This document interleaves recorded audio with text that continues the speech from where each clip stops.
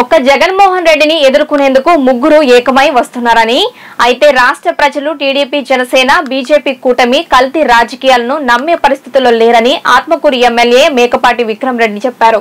నెల్లూరు జిల్లా అనంతసాగరం మండలంలో ఆయన ఎన్నికల ప్రచారం నిర్వహించారు. రానున్న ఎన్నికల్లో కూటమికి ప్రజలు బుద్ధి చెప్తారని ఎద్దేవా చేశారు.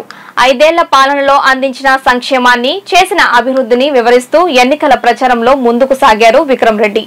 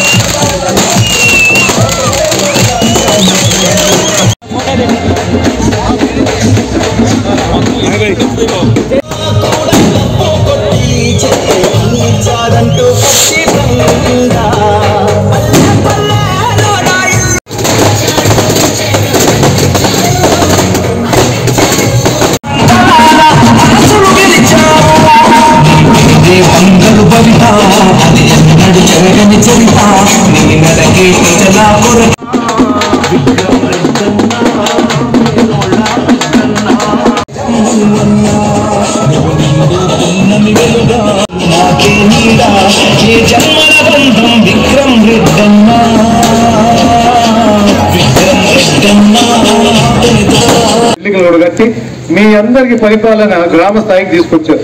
ఎక్కడా బయటికి పోకుండా ₹1 లంచం లేకుండా ఈరోజు అన్ని ప్రభుత్వ సేవలు అందుతున్నాయంటే మన ముఖ్యమంత్రి గారు పెట్టిన వ్యవస్థ వల్ల, వాలంటీర్ కానీ, సచివాలయం కానీ, ఇట్లాంటి రకరకాలుగా పెట్టి మీకెవ్వరికి అడుక్కునే పరిస్థితి లేకుండా తీసుకొచ్చారు మన ముఖ్యమంత్రి గారు. ఇవన్నీ మీరు గమనించి ఆయన హయాంలో ఏం జరిగిందో మీరు చూసుకోండి. ఒక పాఠశాల కానీ, ప్రభుత్వ పాఠశాల కానీ ఒక టాయిలెట్ లేకుండా పోయింది. ఆరోగ్యం బాగాలేకపోతే ప్రైవేట్ హాస్పిటల్కే మన గతి.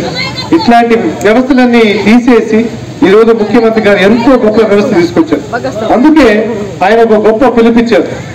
పిలుపు ఏంటంటే, మీరు మీ సొంతంగా ఇంటికి పోయి మీ ఇంట్లో మీరు గమనించి మీ అకౌంట్ బుక్, మీ పాస్బుక్ తీసుకొని మీకు మంచి జరిగిందా లేదా, ఈ 5 సంవత్సరాలు మాత్రం మీకు మంచి జరుగుంటే అప్పుడు ఆయనకి ఓటేయమని చెప్పి ఆయన కోరుకుంటున్నాడు. ఎంత గొప్ప పిలుపదమ్మా, ఎంత ధైర్యంగా అయిపోయింది. ఒక సినిమా యాక్టర్, ఒక ఢిల్లీ బాబు అందరూ తీసుకొని వచ్చినారు, కానీ సరిపోట్ల.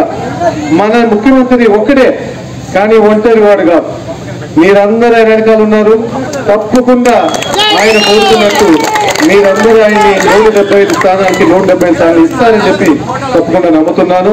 అదేవిధంగా మనకి పోటీ చేసే నాయకుడు ఒక ఆయన ఈ మధ్య వచ్చాడు. సంవత్సరం దాకా ఇక్కడే తిరుగుతూ ఉన్నాడు.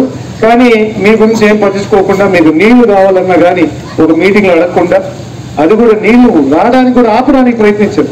సాగు నీళ్లు మనకి అందరూ రైతాంగానికి నీళ్లు వచ్చేవి కాదు, సోమసుల నీళ్లు ఆపడానికి ప్రయత్నించారు. అది ఆయన బుద్ధి.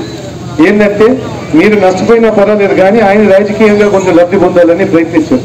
అది మన ముఖ్యమంత్రి గారు ఈరోజు 6 TMCలు ఇచ్చి మనకి రక్షించి రైతులందరికీ ఈరోజు మంచి పంటలు పండి ఈరోజు చేతిలో కొంచెం ఆదాయం ఉందంటే ముఖ్యమంత్రి గారు ఈరోజు మనకి నీళ్ళు ఇచ్చారు. కాబట్టి మీరు గమనించి మీ భవిష్యత్తులో, అంటే నేను కూడా ప్రతి ఇంటికి తిరుగున్నా, ప్రతి ఇంటికి వచ్చానమ్మా, గడపకు వచ్చి మీ బాధలు ఏందనేది కనుక్కున్నా.